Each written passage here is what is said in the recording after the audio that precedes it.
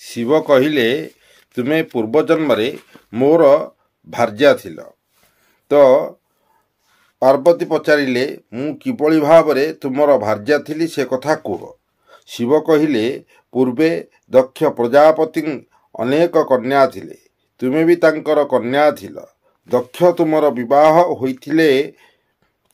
କରାଇଥିଲେ ମୋରି ସହିତ ଏବଂ ଅନ୍ୟ କନ୍ୟାମାନଙ୍କର ବିବାହ କରିଥିଲେ ଧର୍ମ ଓ ଅନ୍ୟାନ୍ୟ ଦେବତାଙ୍କ ସହିତ।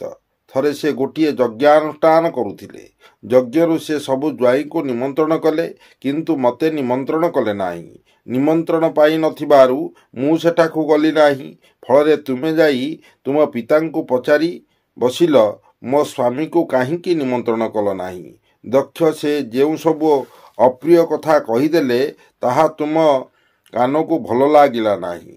ସେ ସେତେବେଳେ କହିଲେ, ତୋ ସ୍ୱାମୀ ମଣିଷ ମୁଣ୍ଡ ଧରି ବୁଲେ, ସେପରି ଲୋକକୁ ମୁଁ କିପରି ଯଜ୍ଞକୁ ନିମନ୍ତ୍ରଣ କରିବି।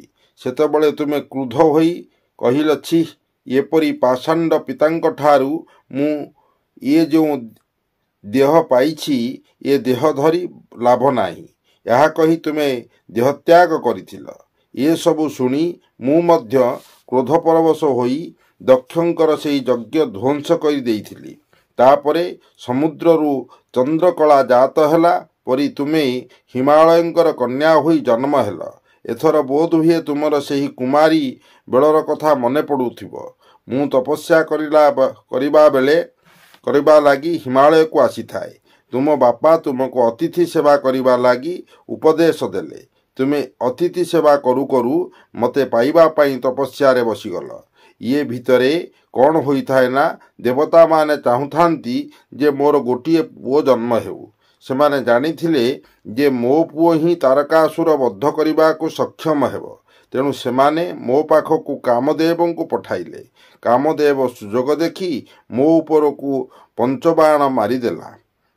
ମୋ ତପସ୍ୟା ଭାଙ୍ଗିଗଲା ଏବଂ ମୁଁ ସେଥିପାଇଁ କ୍ରୁଦ୍ଧ ହୋଇ କାମଦେବକୁ ଚାହିଁବାରୁ ସେ ଭସ୍ମ ହୋଇଗଲା।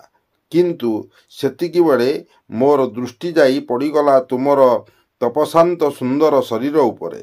ସତ କହୁଛି ଦେବୀ, ତୁମେ ତୁମର ଏକାନ୍ତ ତପସ୍ୟା ବଳରେ ଧୀରେ ଧୀରେ ମୋର ହୃଦୟ କିଣିନେଲ। ମୋର ଭାର୍ଯ୍ୟା ହୋଇ ତୁମେ ମୋତେ ପୁଣ୍ୟବାନ କରିଦେଲ। ଏଥର ବୁଝିପାରୁଥିବ ଯେ ତୁମେ ପୂର୍ବଜନ୍ମରେ ବି ମୋର ଭାର୍ଯ୍ୟା ଥିଲ। ତୁମେ ତ ସବୁ ଜାଣ, ମୁଁ ବା ଆଉ ଅଧିକା କ'ଣ କହିବି। ଶିବ ଏତିକିରେ କଥା ଶେଷ କରିଦେଲେ ଦେଖି ପାର୍ବତୀ ଅଭିମାନ କରି କହିଲେ, ଆପଣ ଭାରି ଧୂର୍ତ୍ତ। ମୁଁ ଏତେ ଅନୁରୋଧ କଲି, ତଥାପି ମୋତେ ନୂଆ କାହାଣୀଟିଏ କହିଲ ନାହିଁ। ଆପଣ ମୋତେ